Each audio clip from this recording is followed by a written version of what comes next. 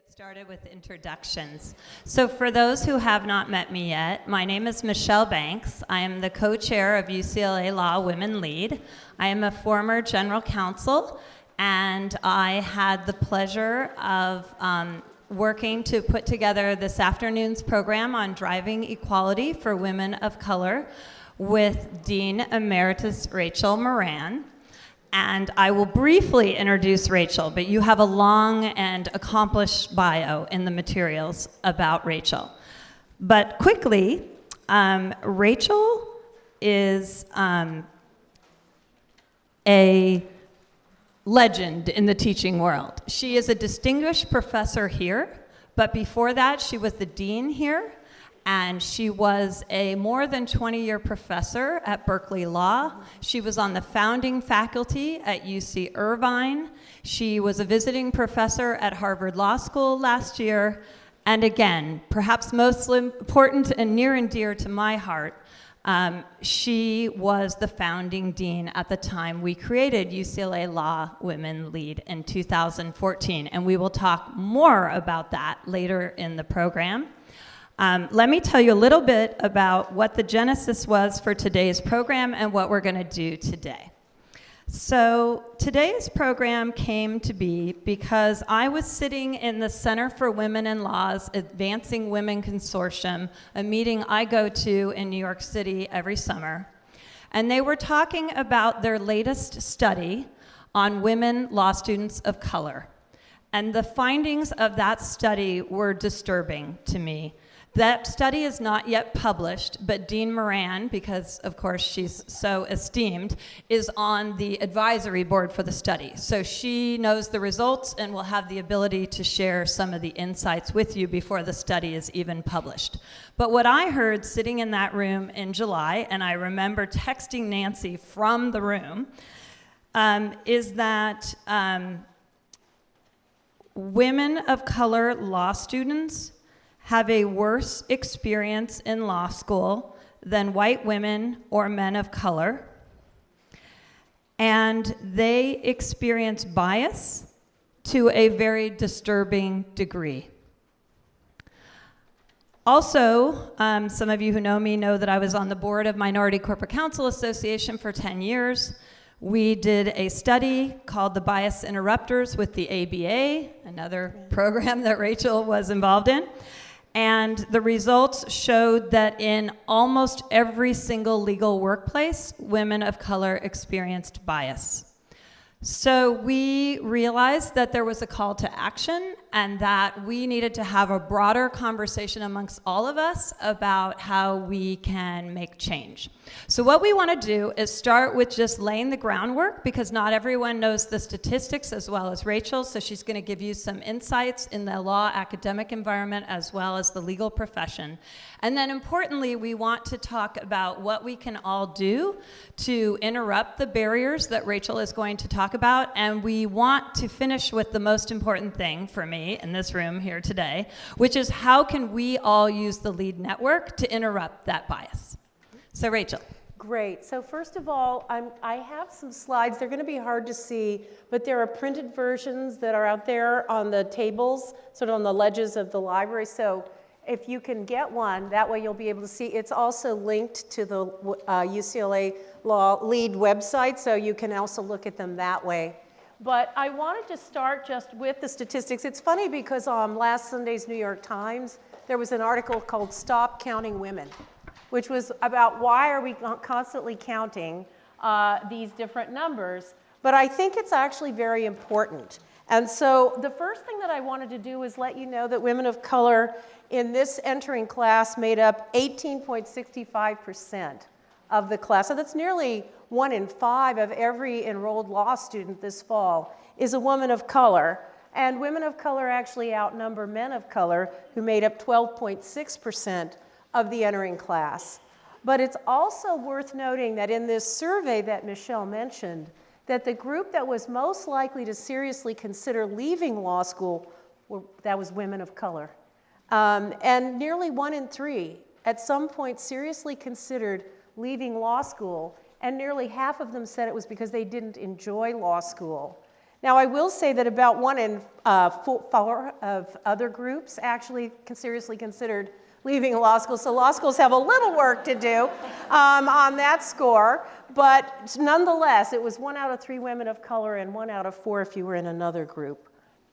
Now, if you are currently at a law firm, you'll see that women of color account for about 1 in 5 summer associates, so 18.23%. About 1 in 8 of associates, 12.86%, but they only make up 2.9% of the partnership. And in parallel to the idea that women of color are most likely to seriously consider leaving law school, women of color also have the highest rates of attrition at law firms. Now, you mentioned general counsel, and in 2017, only about 5% of the general counsel, or 1 in 20, at Fortune 500 companies were women of color.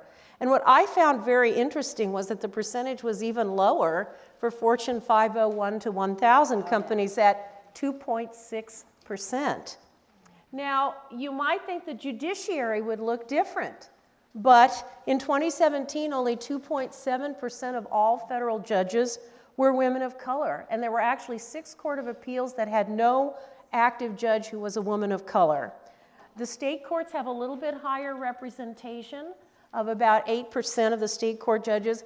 I thought it was really interesting that only 1% of prosecutors are women of color, and frankly, it put Kamala Harris's experiences in a very different light for me because she is so incredibly anomalous in having been a woman of color who was a prosecutor. Now, getting a little bit closer to home, 10% of the deans at American law schools are women of color. But what's interesting, at the time this was published on January of this year, there were no women of color who were deans at a top 10 law school. Half of the deans at those law schools were women. But last month, Jenny Martinez was named the new dean at Stanford Law School. So there will be a woman of color at the helm of one of the top 10 law schools in America. The other interesting thing, you might notice my data on faculty, tenured faculty and tenure track faculty is from fall 2013. So it's 5 years out of date in contrast to all the other data.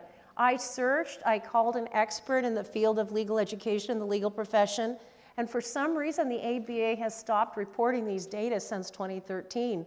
So maybe they got an idea to stop counting before others have suggested it, but I do think it would be important to recommence that counting process.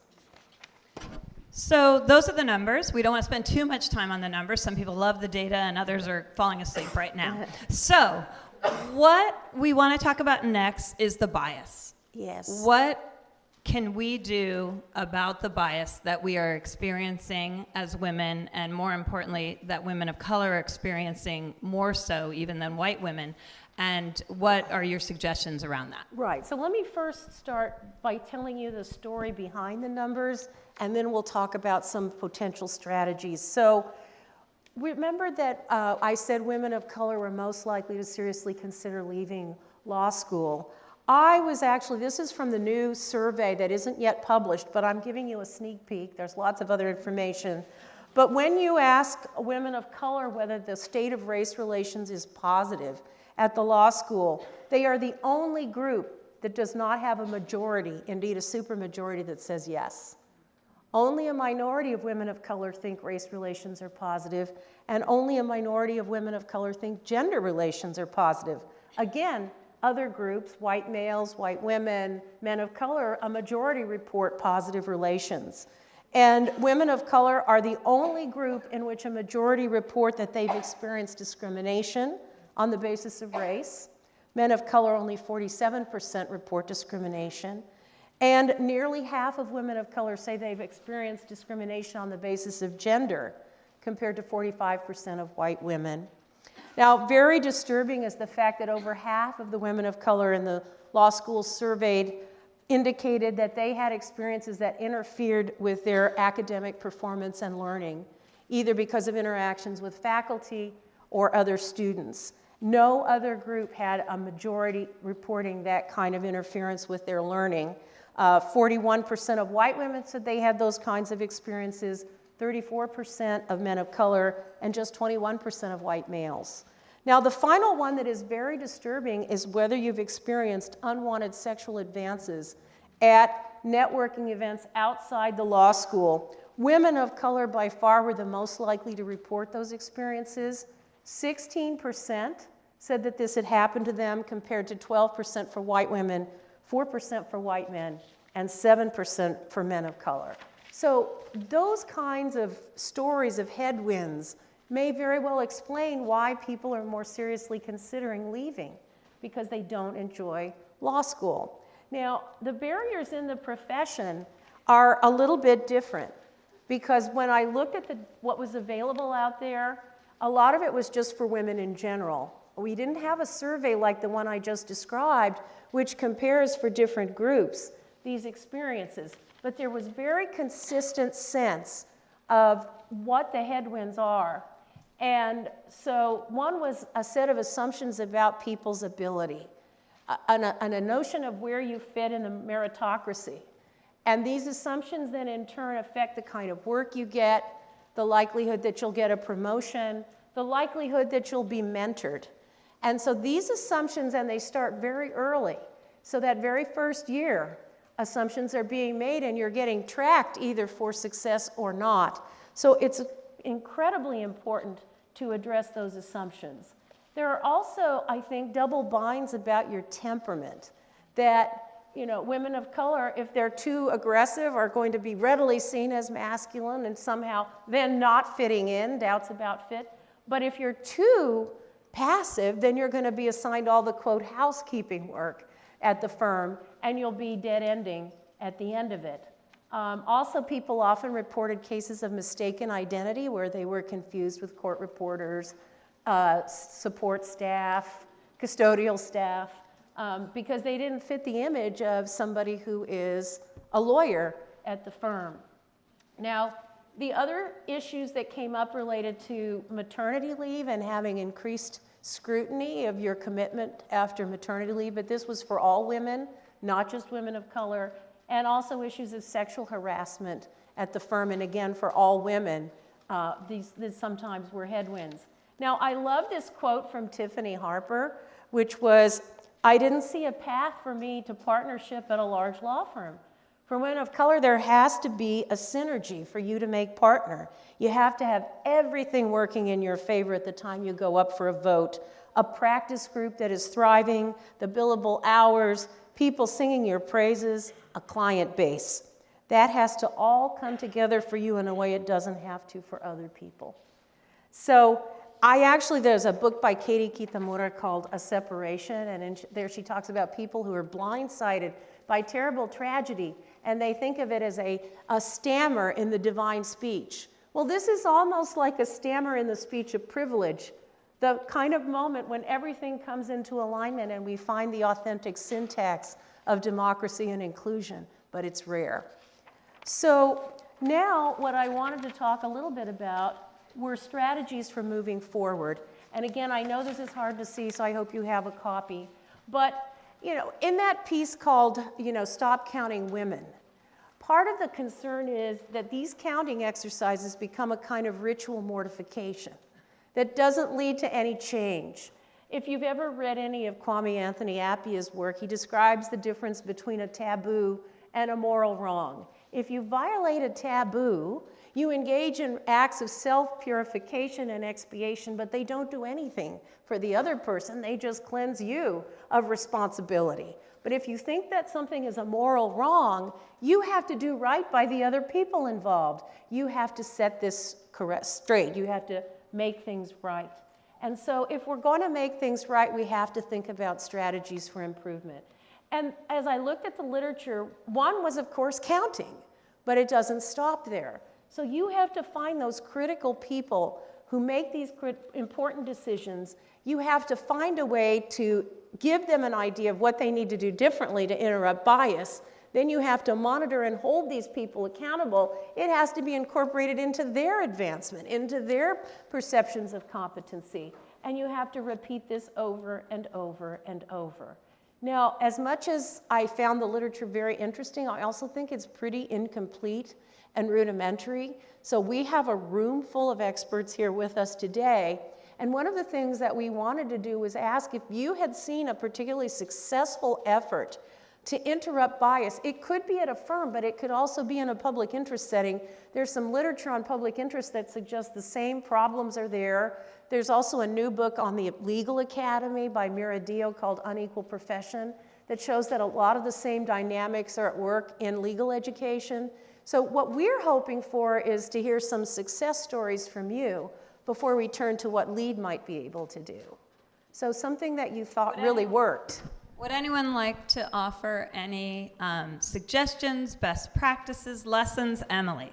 Of color, and most particularly women of color, are less likely to get candid and timely in-the-moment feedback from their clients about how to deliver consistently. And what we also know is that nobody can really do it without feedback. And so more typically, clients will give feedback maybe to outside attorneys they feel very comfortable with, have a strong bond with, maybe share a lot in common with, and as a result of that, because of the lack of diversity in general, in particular women of color, outside lawyers may not get that kind of feedback. So I now demand of all my teams, and try to get everyone I can in-house to just make an effort to, rather than calling a partner if you're working with an associate of color, or rather than calling the relationship partner if you're working with a partner of color, especially a woman of color, talk to her, give her the feedback, just like you would to someone that you really know well if you don't know her well, and allow her that kind of private space to grow and learn and understand what you're looking for.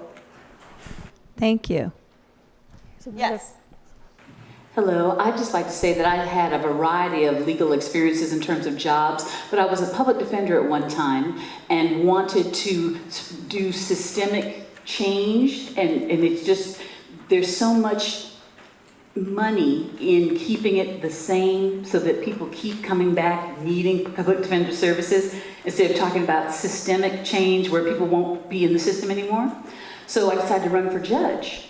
I ran for judge and I was appointed by the governor of my state in North Carolina. What happened was defense lawyers really had a real issue with the systemic change, even more so in some ways than some of the prosecutors. And I think that a lot of it came from, because it was me saying it, like this is what we can do to create a situation where people won't return. And I think that you have to, like I said, ask for forgiveness rather than permission so that you can actually do some things differently. And even if you don't wind up staying there, it's different because you were there. And I think that that's something that all women, not just women of color, need to be reinforced with that. It's like they're not going to like you. If everybody likes you as a judge, you're not doing your job. The people, half the people are going to lose every time they come in front of you, so you can't expect that they will like you. And that's something that I think for women of color and women too, all women need to be more able to accept that, all the people that were defense lawyers with me, not all of them are going to come along because it's a different job and it's a more powerful job.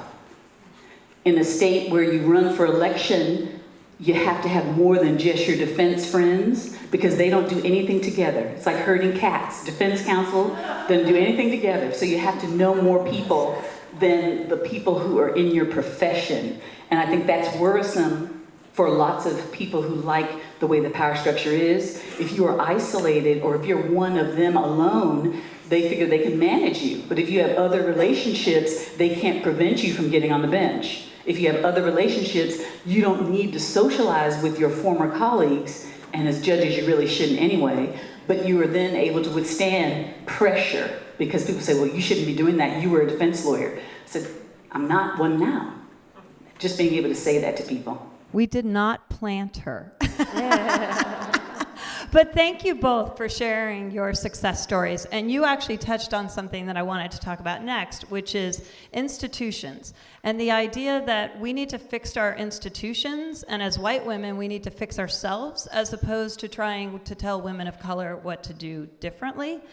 And this is where I want to talk a little bit about LEAD, because UCLA Law Women Lead is Rachel's vision, and her vision was that this would be multiple generations of women helping and supporting each other in the business context from the time that they are in school until the time that they are retiring and thinking about how to give back.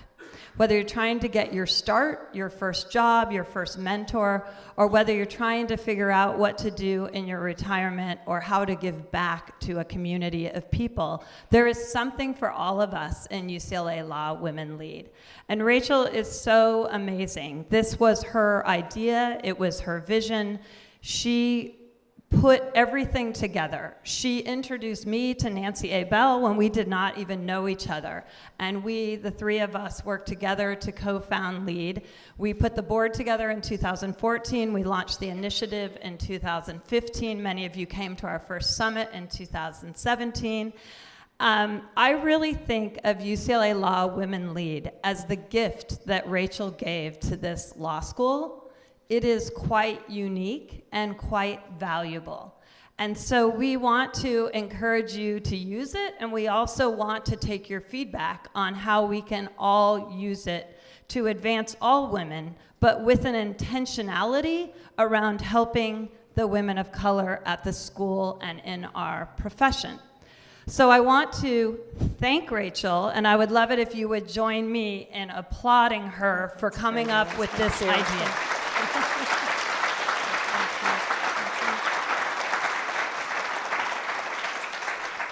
My best move was getting you and Nancy involved and then that great board. So I'm amazed at all you've done. So it's fantastic, but I really do want to think about, because I feel that UCLA Law could be a leader in using this kind of initiative to help women of color advance all the way from their time in coming to law school through their careers.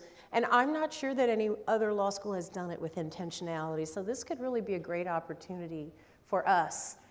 And we're such a diverse school that I think we're an ideal location to do it, and we have a committed network. So Right. So I was thinking about, in preparation for this, what do we need to change things? We need women to have high-quality mentors, to get that first exciting job opportunity, to get support along the way, to get feedback, as Emily mentioned, to get high-quality business that will result in promotion, to get business from people in their network. So to us, that's why we founded LEAD. That's what the LEAD network is. It's this amazing opportunity for all of us. So we would love to pause here and inspire others by having a few of you share how you've used the network or how it may have benefited you or how you've used it to benefit another woman. Any brave folks willing to share a story? Yes. Thanks, Karna.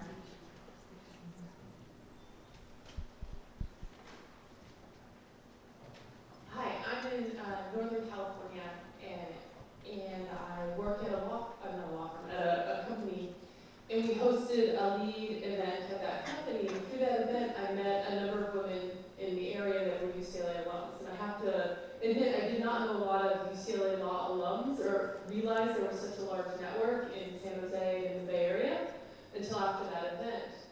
And one of the things that followed up from that is mentoring a senior associate of the law firm. And for me, it was a real eye-opening experience of the experiences of senior associates at big law firms who are women and don't have anyone to talk to.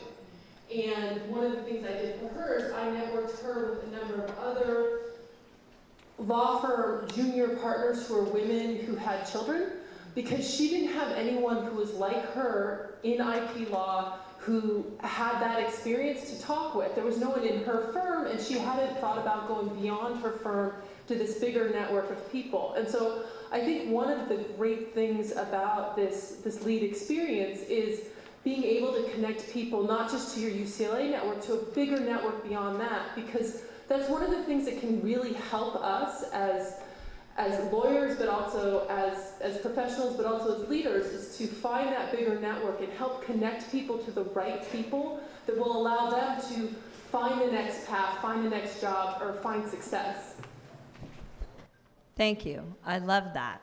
We all know that we naturally gravitate to people who are like us, and that results in us giving the speaking opportunities and giving the writing opportunities and giving the business opportunities to people who are like us. And so we hope that by raising this today amongst all of us, we can be more intentional and more inclusive. Does anybody else want to share anything else? Yes, Anya. Hi, I'm Anya Goldstein, and I'm also one of the founding board members of LEAD. And I have a zillion anecdotes, but one I'll share is that I was able to meet an incredible woman named Ju Park at a LEAD event that Tanya Green put together for Clinton Ellis. I met Ju, we hit it off. She pitched in for me immediately when I needed someone to sub on a LEAD panel here at the law school. She has started her own law firm 10 years ago and has been a mentor to me when I started my law firm 8 months ago. And then recently, after all this taking from Ju, I was able to put her in touch with Evelyn Shimazaki, who's another LEAD board member, who is an experienced tech transactions attorney, and Ju was looking for someone to work at her firm in an of-counsel position. Not someone straight out of law school, but someone who could really run deals on her own. I knew Evelyn through LEAD and was able to connect them, and they work together now. So it's just an amazing full circle LEAD experience. Thank you. Thank you for sharing. I want to end by saying two things. One, if you have ideas about how LEAD could be better, please drop me a note, either through the network, through LinkedIn, here in the hall, through email. In any way, I would love to hear from you on how we can do a better job to support you. And lastly, I need to say one more time, LEAD truly is a gift that Rachel gave to all of us. Chokes me up to think about her and what she has done for us. So we have a very small gift of appreciation for you. Okay, thank you very much. Thank you. Oh, should I open it now or wait? You can open it or wait, but I don't know. we need to give her an applause. Thank you very much. Oh. I'll open it and then people can see what it is. I don't want to leave everyone in suspense, but I'm obviously need to go to Gift Opening 101 or something. Here, do you want to? Yeah. There we go. Oh, this was from like our big event, and Kirsten Gillibrand was there. Yes, this was the LEAD launch event in January of 2015. It was at the UCLA Chancellor's Mansion, and our keynote speaker was Senator Gillibrand. What a great gift. Thank you so much. And the frame says, UCLA Law Women Lead, Connections Across Generations. Thank you for this very special gift, Rachel Moran. Yes, it's so lovely. It's perfect. Thank you.